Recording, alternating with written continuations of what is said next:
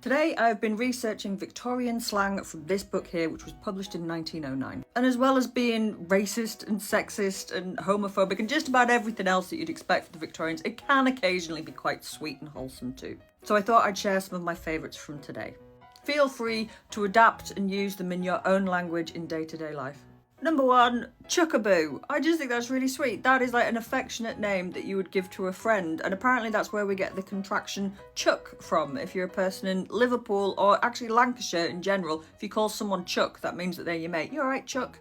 Most of the slang featured in this book is actually from London, and I'm really loath to attempt to do a London accent because it's quite a tricky one to do. But I guess that one would be more like, you alright, chuckaboo?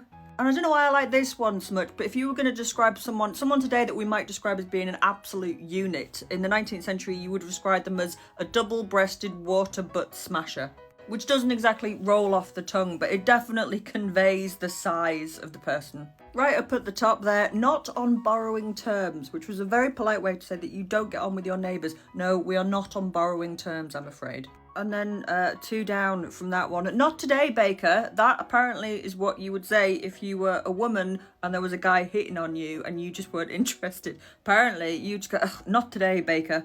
And then everybody would fall about laughing because sexual harassment is so funny. So you could string them together. You could say, not today, Baker. We are not on borrowing terms. This one's just fucking weird. Please, mother, open the door. And they've actually given musical instructions here because you're supposed to sing it. This is expressed admiration of a passing girl, always said in a high monotone, except the door bit, which is uttered in a minor key.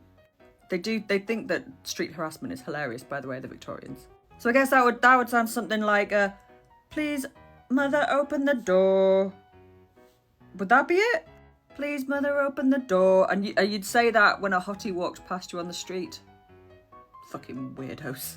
Rumourmongers I've included because occasionally I see people saying, you get cheesemongers and ironmongers, but why don't you get any other mongers? Well, for the Victorians, you could put monger on the end of anything for comedic effect.